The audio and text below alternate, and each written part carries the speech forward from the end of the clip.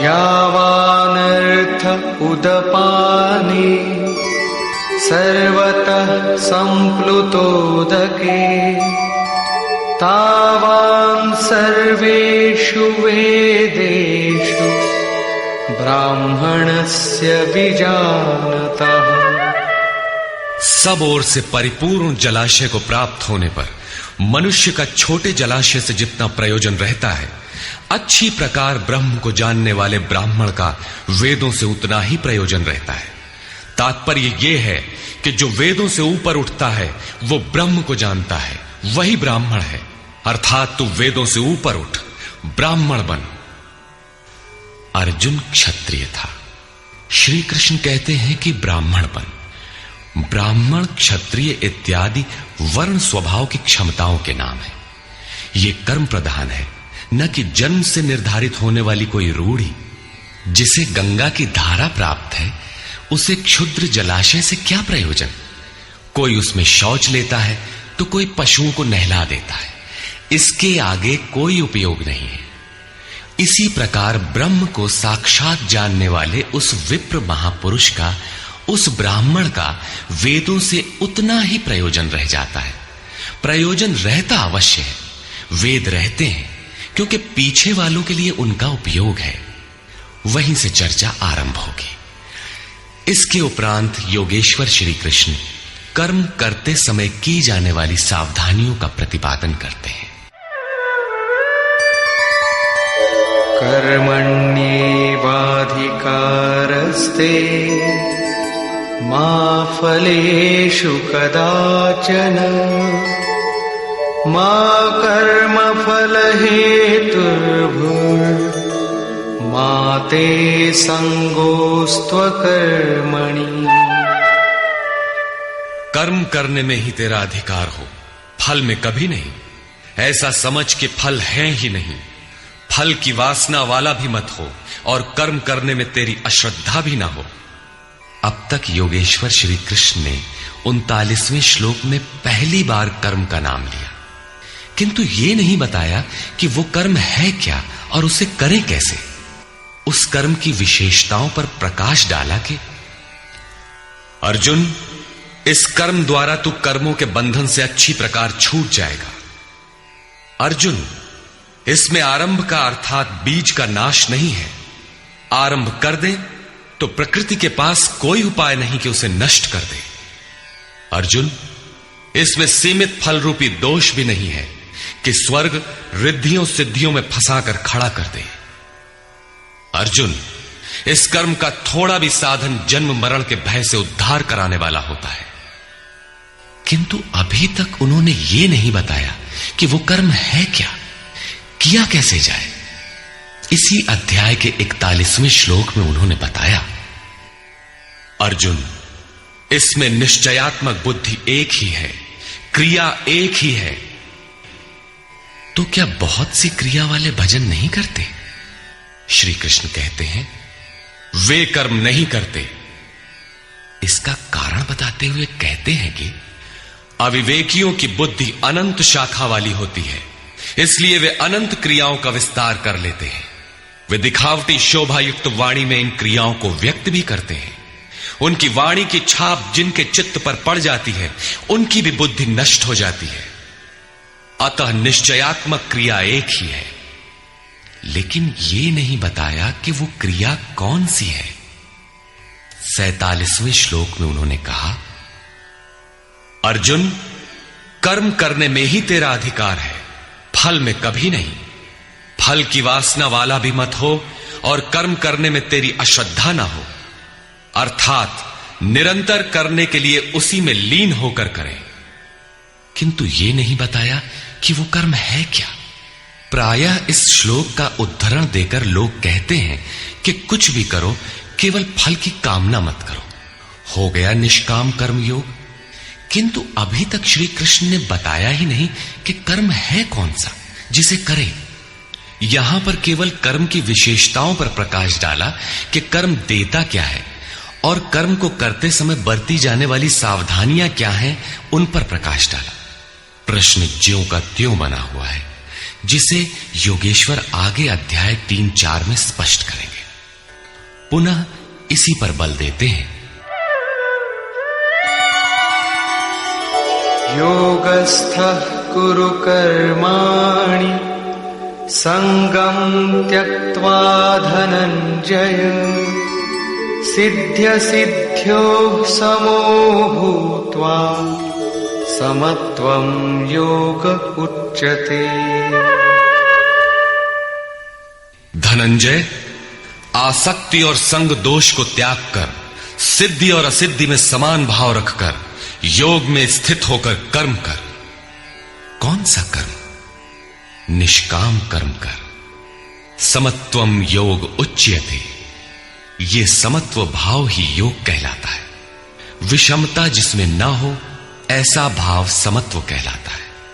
रिद्धियां सिद्धियां विषम बनाती है, आसक्ति हमें विषम बनाती है, फल की इच्छा विषमता पैदा करती है।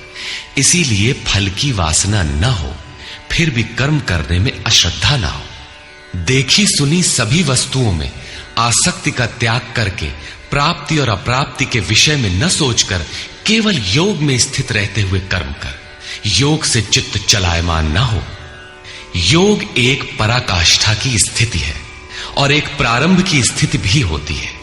प्रारंभ में भी हमारी दृष्टि लक्ष्य पर ही रहनी चाहिए। अतः योग पर दृष्टि रखते हुए कर्म का आचरण करना चाहिए। समत्व भाव अर्थात सिद्धि और असिद्धि में समभाव ही योग कहलाता है। जिसको सिद्धि और असिद्धि विचलित नहीं कर पाती, विषमता जिसमें पैदा नहीं होती, ऐसा भाव होने के कारण यह समत्व योग कहलाता है। ये इष्ट से समत्व दिलाता है, इसीलिए इसे समत्व योग कहते हैं। कामनाओं का सर्वथा त्याग है, इसलिए इसे निष्काम कर्म योग कहते हैं। कर्म करना है, इसलिए इसे कर्म योग कहते हैं। परमात्मा से मेल कराता है, इसलिए इसका नाम योग अर्थात मेल है। इसमें बौद्धिक स्तर पर ध्यान रखना पड़ता है कि सिद्धि और असिद्धि में समभाव रहे, आसक्ति न हो, फल की वासना न आने पाए। इसलिए यही निष्काम कर्म योग बुद्धि योग भी कहा जाता है। दूरेण ह्यवरं कर्म बुद्धियोगात् धनञ्जय बुद्धौ शरणमन्विच्छ कृपणाः फलहेतवः। धनंजय, अवरम कर्म, निकृष्ट कर्म, वासना वाले कर्म बुद्धि योग से अत्यंत दूर है। फल की कामना वाले कृपण हैं। वे आत्मा के साथ उदारता नहीं बरतते। अतः समत्व बुद्धि योग का आश्रय ग्रहण कर। जैसी कामना है वैसा मिल भी जाए तो उसे भोगने के लिए शरीर धारण करना पड़ेगा। आवागमन बना है तो कल्याण कैसा? साधक को तो मोक्ष की भी वासना नहीं रखनी चाहिए, क्योंकि वासनाओं से मुक्त होना ही तो मोक्ष है। फल की प्राप्ति का चिंतन करने से साधक का समय व्यर्थ नष्ट हो जाता है और फल प्राप्त होने पर वो उसी फल में उलझ जाता है। उसकी साधना समाप्त हो जाती है। आगे वो भजन क्यों करे? वहां से वो भटक जाता है। इसलिए समत्व बुद्धि से योग का आचरण करे। ज्ञान मार्ग को भी श्री कृष्ण ने बुद्धि योग कहा था कि अर्जुन, ये बुद्धि तेरे लिए ज्ञान योग के विषय में कही गई। और यहां निष्काम कर्म योग को भी बुद्धि योग कहा गया। वस्तुतः दोनों में बुद्धि का दृष्टिकोण का ही अंतर है। उसमें लाभ हानि का रिकॉर्ड रखकर उसे जांच कर चलना पड़ता है। इसमें भी बौद्धिक स्तर पर समत्व बनाए रखना पड़ता है। इसलिए इसे समत्व बुद्धि योग कहा जाता है। इसलिए धनंजय, तू समत्व बुद्धि योग का आश्रय ग्रहण कर, क्योंकि फल की वासना वाले अत्यंत कृपण हैं। बुद्धियुक्तो जहातीह उभे सुकृत दुष्कृते तस्माद्योगाय युज्यस्व योग कर्मसु कौशलम्। समत्व बुद्धि युक्त पुरुष पुण्य पाप दोनों को ही इसी लोक में त्याग देता है। उनसे लिपायमान नहीं होता। इसलिए समत्व बुद्धि योग के लिए चेष्टा कर। योगः कर्मसु कौशलम। समत्व बुद्धि के साथ कर्मों का आचरण कौशल ही योग है। संसार में कर्म करने के दो दृष्टिकोण प्रचलित हैं।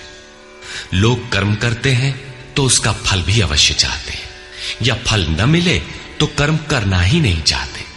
किंतु योगेश्वर श्री कृष्ण इन कर्मों को बंधनकारी बताते हुए आराधना को एकमात्र कर्म मानते हैं। इस अध्याय में उन्होंने कर्म का नाम मात्र लिया। अध्याय 3 के 9वें श्लोक में उसकी परिभाषा दी और चौथे अध्याय में कर्म के स्वरूप पर विस्तार से प्रकाश डाला। प्रस्तुत श्लोक में श्री कृष्ण ने सांसारिक परंपरा से हटकर कर्म करने की कला बताई कि कर्म तो करो, श्रद्धापूर्वक करो, किंतु फल के अधिकार को स्वेच्छा से छोड़ दो। फल जाएगा कहां? यही कर्मों के करने का कौशल है। निष्काम साधक की समग्र शक्ति इस प्रकार कर्म में लगी रहती है। फिर भी जिज्ञासा स्वाभाविक है कि क्या सदैव कर्म ही करते रहना है या इसका कुछ परिणाम भी निकलेगा? इसे देखें। कर्मजं बुद्धियुक्ता हि फलं त्यक्त्वा मनीषिणः जन्मबन्ध विनिर्मुक्ताः पदं गच्छन्त्यनामयम्। बुद्धि योग से युक्त ज्ञानी जन कर्मों से उत्पन्न होने वाले फल को त्याग कर जन्म और मृत्यु के बंधन से छूट जाते हैं। वे निर्दोष अमृतमय परम पद को प्राप्त होते हैं। अर्जुन की दृष्टि त्रिलोकी के साम्राज्य तथा देवताओं के स्वामीपन तक ही सीमित थी। इतने तक के लिए भी वो युद्ध में प्रवृत्त नहीं हो रहा था। यहां श्री कृष्ण उसे नवीन तथ्य उद्घाटित करते हैं कि आसक्ति रहित कर्म द्वारा अनामय पद प्राप्त होता है। निष्काम कर्म योग परम पद को दिलाता है, जहां मृत्यु का प्रवेश नहीं है। इस कर्म में प्रवृत्ति कब होगी? यदा ते मोह कलिलं बुद्धिर्व्यतितरिष्यति तदा गन्तासि निर्वेदं श्रोतव्यस्य श्रुतस्य च। जिस काल में तेरी साधक की बुद्धि मोह रूपी दलदल को पूर्णतः पार कर लेगी, लेश मात्र भी मोह न रह जाए, उस समय जो सुनने योग्य है उसे तू सुन सकेगा और सुने हुए के अनुसार वैराग्य को प्राप्त हो सकेगा, अर्थात उसे आचरण में ढाल सकेगा। अभी तो जो सुनने लायक है उसे न तो तू सुन पाया है और आचरण का तो प्रश्न ही नहीं खड़ा होता। इसी योग्यता पर पुनः प्रकाश डालते हैं। श्रुति विप्रतिपन्ना ते यदा स्थास्यति निश्चला समाधावचला बुद्धि तदा योगमवाप्स्यसि। अनेक प्रकार के वेद वाक्यों को सुनकर विचलित हुई तेरी बुद्धि जब परमात्म स्वरूप में समाधिस्थ होकर अचल स्थिर ठहर जाएगी, तब तू समत्व योग को प्राप्त होगा, पूर्ण समस्थिति को प्राप्त करेगा, जिसे अनामय परम पद कहते हैं। यही योग की पराकाष्ठा है और यही अप्राप्त की प्राप्ति है। वेदों से तो शिक्षा ही मिलती है, किंतु श्री कृष्ण कहते हैं श्रुति विप्रतिपन्ना। श्रुतियों के अनेक सिद्धांतों को सुनने से बुद्धि विचलित हो जाती है। सिद्धांत तो अनेकों सुने, लेकिन जो सुनने योग्य है लोग उससे दूर ही रहते हैं। ये विचलित बुद्धि जिस समय समाधि में स्थिर हो जाएगी, तब तू योग की पराकाष्ठा अमृत पद को प्राप्त करेगा। इस पर अर्जुन की उत्कंठा स्वाभाविक थी कि वे महापुरुष कैसे होते हैं जो अनामय परम पद में स्थित है, समाधि में जिनकी बुद्धि स्थिर है। उसने प्रश्न किया। अर्जुन उवाच